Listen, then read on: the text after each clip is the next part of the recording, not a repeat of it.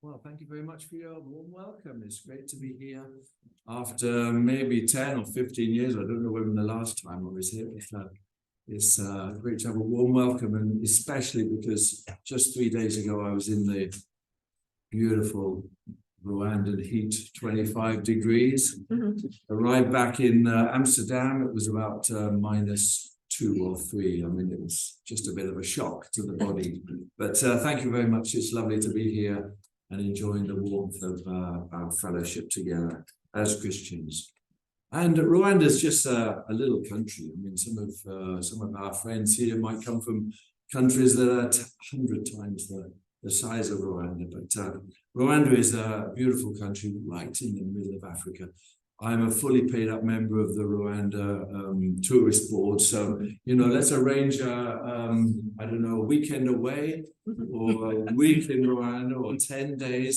I've taken some churches there. It is possible, but it is a wonderful place.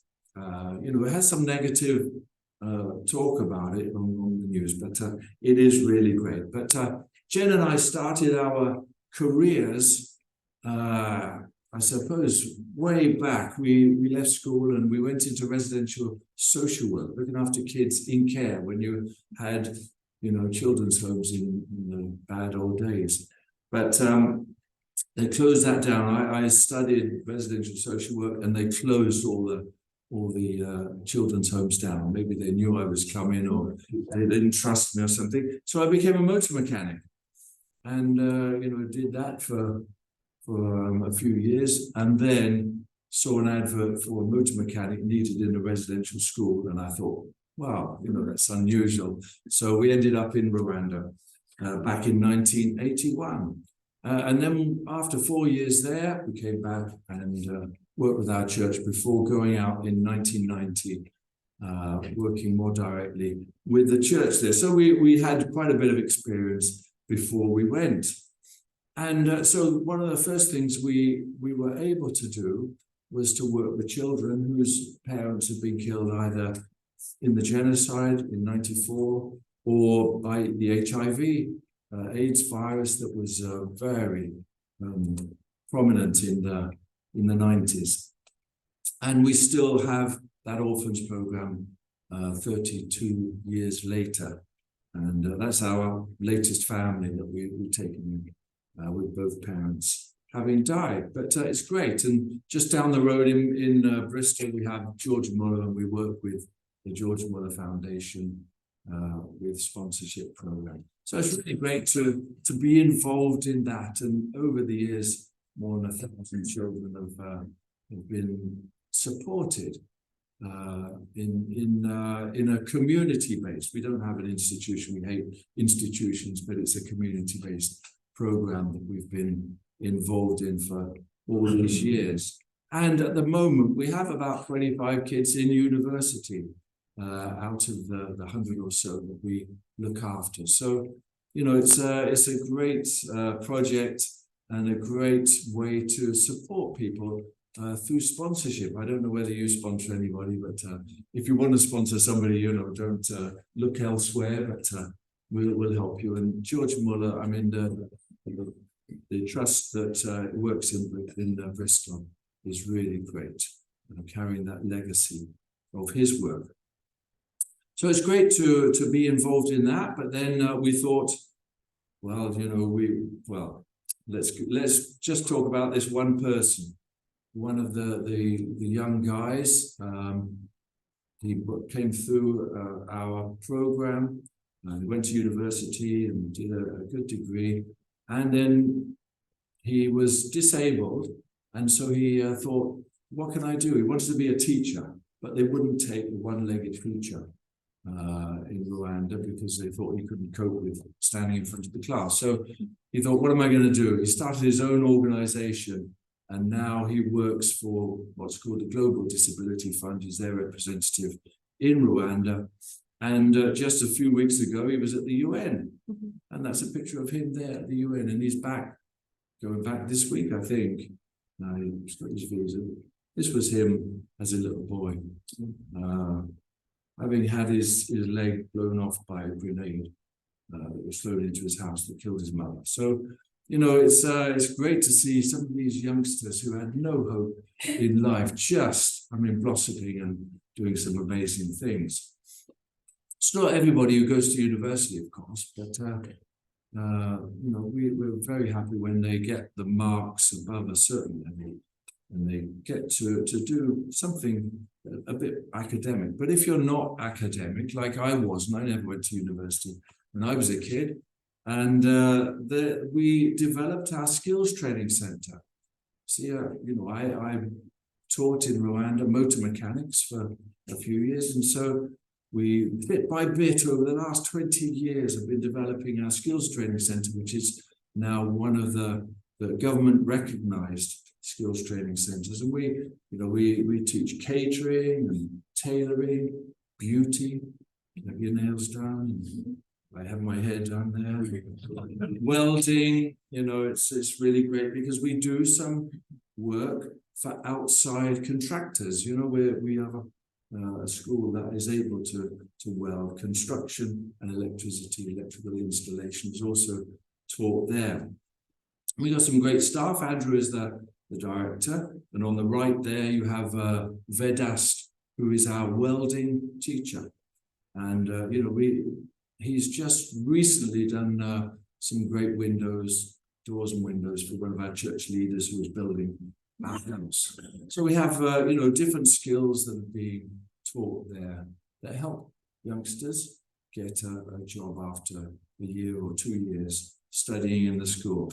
So it's really great to have that you know, recognized by the government and to see that working well. And I don't think I had the picture in there, but we just recently put in a ramp so that we can have people with disabilities, you know, the accessibility. That was one of the things that the local authority asked us to do. So, you know, we've just done it. Now, back in 1990, when, you know, I just started to work with a church called Inkuru Nziza. Inkuru Nziza means good news. So it's a good news church in Rwanda. There was just 6 fellowships, I think, when back in 1990. That's me, by the way. That's me. You can see me. We are building a church, but first of all, you've got to tread the mud and mix the mud and put it with some grass and into a form, and then out into the sun to bake. So we were building a church called Igihogwe, and that's one of the first churches that we had built. And right beside me is Juvenile. Juvenile is now what we call our legal representative, who's like the government kind of liaison person with our group of churches. So it's good to see him, you know, growing and developing through the churches, and also a great evangelist, planting a lot of churches in the country. Because we went from 6 churches in 1990. I think that around the country there's about 165 churches. We had 190 fellowships, but the government then the other year said you have to have a building. So it came down from, you know, some churches that were meeting in houses and in South Polyvalent was that multi-purpose building, and so, you know, we consolidated a little bit a few years ago. And some of the churches leave a lot to be desired. You know, we have great churches here, but some of them, if they've been built of mud block and you know, they haven't been covered with cement plaster, then they do weather a little bit over some years. So we had to have some closed and for repair, but we're on track to try and repair and reopen some of the ones that have been closed. And so when I was there this last month, a month of what are we now, December, it must have been November I was there, I went round to visit about 5 churches that were having some renovation work done to get them back up to scratch and to be reopened. So, you know, it's great to see that work going on, because, you know, Rwanda is, like many African countries, it's alive. You know, you go there and you can see that God is at work in these places. You know, we're a bit despondent here maybe when people aren't too interested. But you go to various parts of Africa, South America, Southeast Asia, you know, all around the place, God is at work. He's at work in our world today. Now, the government a few years ago said doctors have to have training, teachers have to have training, church leaders. How come you can stand there in front of everybody and not be trained? So the government said everybody who is a church leader has to have some theological training. And it depends on, you know, how big a church is as to what kind of level you have. Because some of our church leaders, you know, they didn't even finish primary school. You know, that's the situation. But anyway, we took that on board, and we have, you know, a number of leaders in university. A number of them are doing diplomas in theology, and we have a university in Australia who is kind of underwriting the diplomas, and they're learning online. And then we have certificate level for very basic people. So, you know, it's great to see people training. I mean, I've never been to college for theology.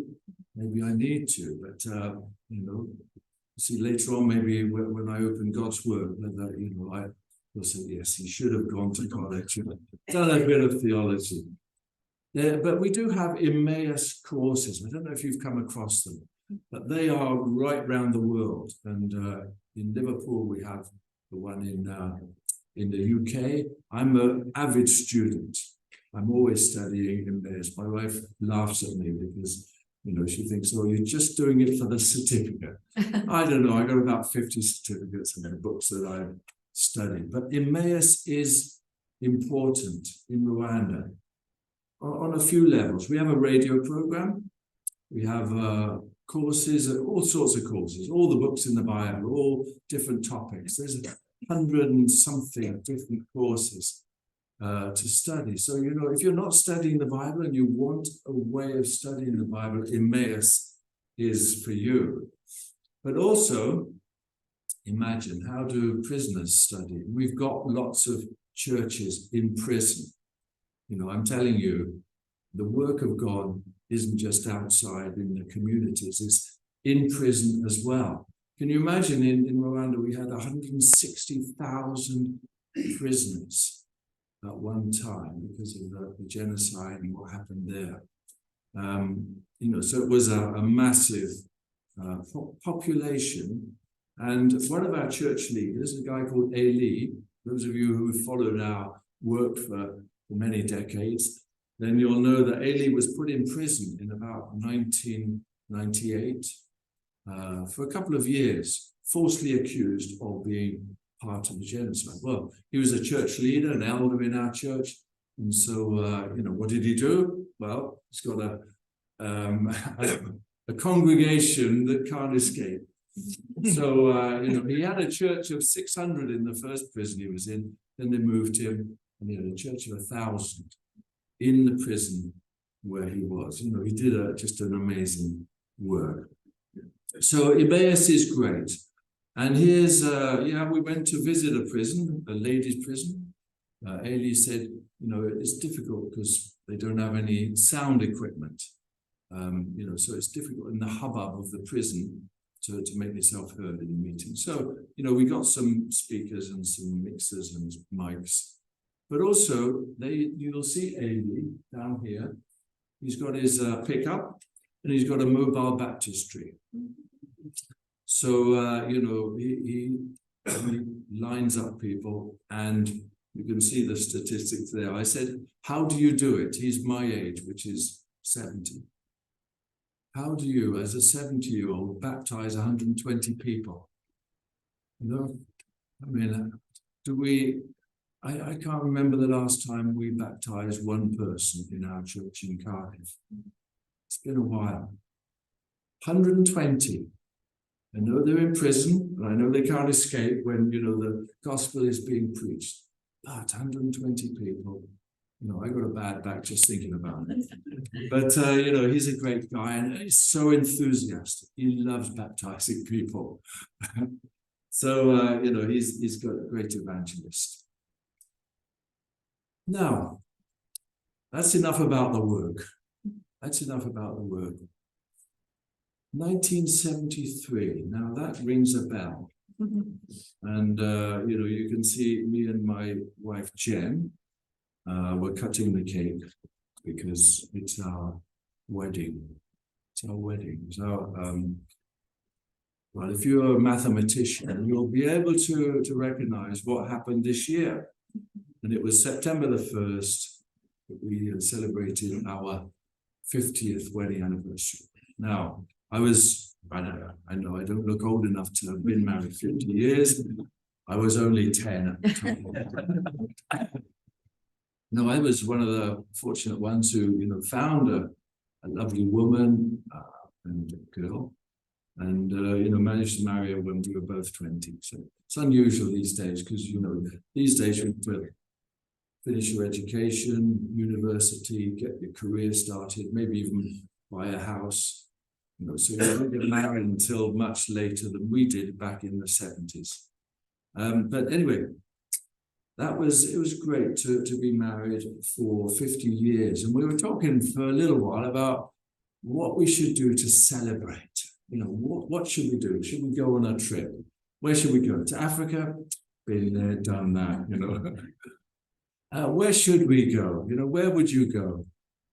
But I think lots of people would probably say, how about a trip to Israel? It's a little bit too insecure in Israel. That's what we thought. But then I went to speak at a church in Coventry, and the guy there said, I've just come back from Israel. I went with Oak Hall Holidays. Now, maybe you've been on holiday with Oak Hall, skiing. You always think that it's the kids, it's where you find your wife or your husband. It's a kind of a matchmaking holiday.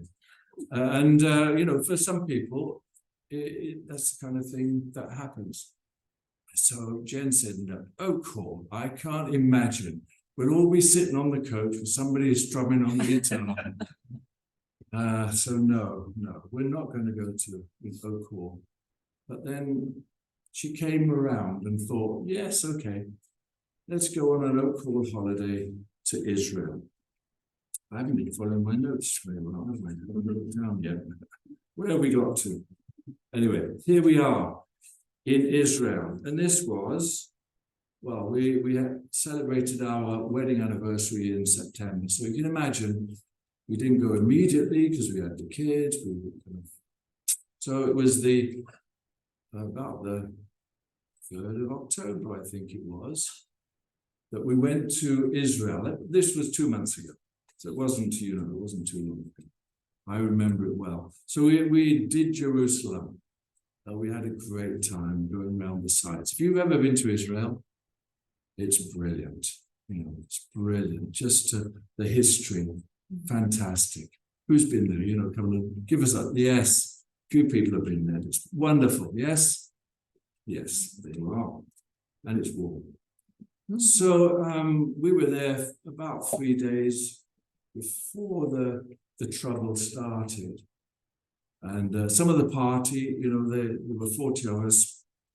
He said, we can't have a holiday with what's going on in Gaza happening. And the guy who was the tour guide, he was 80 years old, but very fit and, great. It was lovely to be with him. He'd done this 40 years. I think he started Oak Hall Holidays, a guy called Ian Mayer. And so he said, no, we carry on, to try and get to the airport and try and get on a flight home and all that kind of thing. Wouldn't be any different from just carrying on and then, going with the flow. And we have our contacts, we know what's going on. So, it was interesting. After Jerusalem, we went to Bethlehem, a bit of tear gas now and again, and then we went up to Galilee, and it was much more calm and beautiful. We were on the Lake Galilee on a boat, and somebody singing.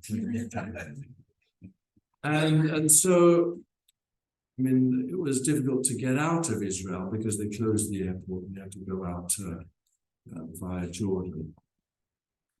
But anyway, the Western Wall. Now, we went to visit this Western Wall. Those of you who've been to Israel will know that the other side of the Western Wall, or Wailing Wall as it used to be called, is the mosque with the golden dome. That's where Solomon built his temple and it was destroyed by Nebuchadnezzar. And Ezra and Nehemiah rebuilt the temple, and it was extended and refurbished and improved by Herod. That was the other side of that wall. That's the retaining wall for the Temple Mount. And so, here are the Jewish people, at that place, which is the holiest place they can get to, because the other side is the Arab quarter, and it's where the two mosques, the third holiest site in Islam, is the other side of the wall. And, whilst there, it was just interesting to think about, the biblical thoughts around the temple and Jesus being so close.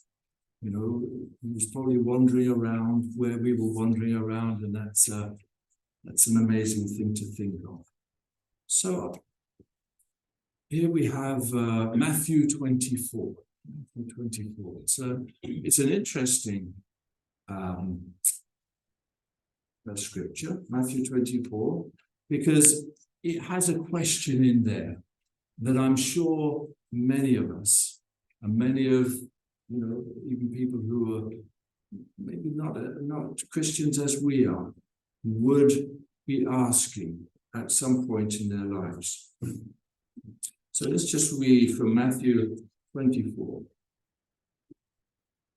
Verse 1 says, Jesus left the temple and was walking away when his disciples came up to him to call his attention to the buildings. Beautiful temple, built by Herod, refurbished by Herod. Do you see all these things, he asked? Truly, I tell you, not one stone here will be left on another. Everyone will be thrown down. There is no temple. That's what happened. I was going to say, you remember? You don't remember, but in AD 70, the Romans totally destroyed Jerusalem because of the uprisings of the Jewish nation. Okay, so truly I tell you, not one stone here will be left on another. Everyone will be thrown down. As Jesus was sitting on the Mount of Olives, the disciples came to him privately. Tell us, they said, when will this happen? What will be the sign of your coming and of the end of the age? Jesus answered, watch out that no one deceives you, for many will come in my name, claiming, I'm the Messiah, and will deceive many. You will hear of wars, and rumors of wars, but see to it that you're not alarmed. Such things must happen, but the end is still to come. Nation will rise against nation, kingdom against kingdom. There'll be famines and earthquakes in various places. All these are the beginning of the birth pains. Then you will be handed over to be persecuted and put to death, and you will be hated by all nations because of me. At that time, many will turn away from the faith and will betray and hate each other. And many false prophets will appear and deceive many people. Because of the increase of wickedness, the love of most will grow cold. But the one who stands firm to the end will be saved. And this gospel of the kingdom will be preached in the whole world as a testimony to all nations, and then the end will come. Now, we're told to look for signs, and I'm sure that over the decades, the centuries, the millennia, since Jesus spoke those words, people have been looking, and I'm sure that at certain points in history, They said, no, it can't get any worse than this. I know the Rwanda genocide in 1994. People said, it can't get worse than this. And I remember shortly after we were back in 3 months, and, without the people who survived the genocide, all the songs were about heaven. It was great, all the kids were blowing the trumpets and putting on the crowns and, looking heavenward. It was amazing. It was amazing. It was just a time when heaven was more real than earth. And everybody was expecting Jesus to return, because it couldn't get worse than that. And I'm sure that, in the Second World War and in other wars, people would say, it can't get any worse than this. Famines and earthquakes and all the natural disasters that we have. It can't get any worse than this. Now, we went to this place called Megiddo. It's in the Bible. It's there in the maps. It's there in the map of David and the early years of the Bible. It's not just a modern place. Megiddo was a place there. Har Megiddo means the hill of Megiddo. I mean, everybody in the world knows Armageddon. Armageddon. Yes, Armageddon. I mean, it's computer games, it's, films, Armageddon. And it's there in the Bible. Revelation chapter 16 talks about the last battle, the final battle. And it was just interesting to be there, at Armageddon, and to see that road, because that road is where the armies came across. The army of Babylon, they wouldn't have crossed the desert. They would have come round the Fertile Crescent, down that road, a strategic road. And up and down the road there were trucks and army jeeps and tanks and, the paraphernalia of armies. We're going up and down that road. To the left was Hezbollah up there. To the right was Hamas down there. And in front of you, you've got 30 nations that hate Israel. Would love to see its destruction. Looking at the signs was, an interesting thing. You'll hear wars and rumors of wars. They see to it that you're not alarmed. Such things must happen, but the end is still to come. So, what are the signs? I'm sure on YouTube you're going to see many, many signs. What are the signs? What is that one sign? I mean, when we were reading it, I don't know if you noticed it. It wasn't until a little while ago that I noticed it. What was the sign that was just before and then the end will come? What was it? We read it. It says, these are Jesus' words, and this gospel of the kingdom will be preached in the whole world as a testimony to all nations, and then the end will come. How are we doing with that? Because that's the sign. That's the only sign that is a sure sign. The wars and the rumors of wars and that. It's not a definite sign. It's not a measurable sign. But the fact that the gospel of the kingdom preached in the whole world. I mean, 100 years ago, the gospel hadn't come to Rwanda. 50 years ago, it hadn't gone to the Orca Indians of Ecuador. We know that. So how far has this work got so that the end can come? Now, just in closing, I want to talk about Simeone. Because, sometimes we think, well, mission work has finished. Surely missionary is an old hat, Great, I'd like to retire, yes,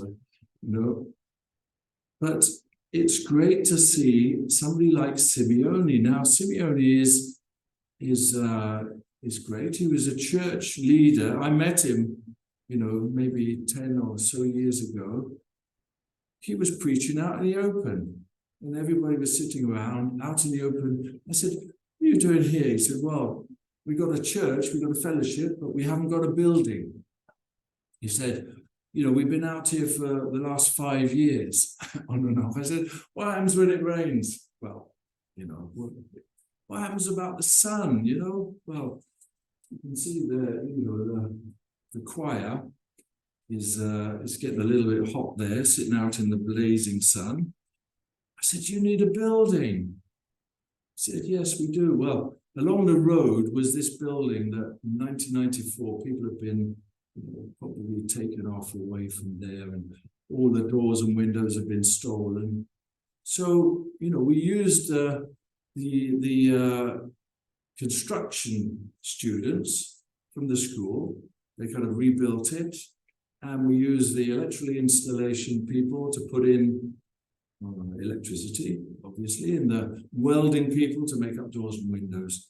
And before very long, we had a lovely church building, and the fellowship grew. Simeone, you know, is a great church leader. Then last year in August, I was there in Rwanda, and he came up to me and said, I've been called to serve the Lord in West Africa. I said, what are you doing? He said, I've already gone. He said, I'm working in northern Ghana on the border with Burkina Faso. You know, I'm learning the language, and I'm going to, you know, evangelize in southern Burkina Faso. I mean, Burkina Faso, that's a tough place. Whenever we hear it on the news, people have been kidnapped, people have been killed. You know, it's extreme Muslim kind of territory. And so I said, wow, who's going? We've taken the whole family. I said, you know, that's tough. That is tough. So, you know, we need to pray for him, because the work's not quite finished. You know, I don't know where the people are that haven't been reached as yet, but one day they'll all be reached and Jesus will return. So until that time, we need to pray for Simeone and others like him who are, you know, now this is African to African. You know, it's not the work for the mission force coming from Europe and America. These are Africans who are evangelizing. We've got Chinese people who are evangelizing, South Koreans, Filipinos, South Americans. You know, everybody is now part of the mission workers into God's mission field. So keep praying for Simeone, the work that he's doing. So thanks very much for praying for us and for keeping us going for the last 40 years on and on. So thank you very much for your prayers. Yes, thank you. Thank you, Peter. We are really grateful for coming to visit us today, giving us that insight into the work that's going on there in Rwanda, for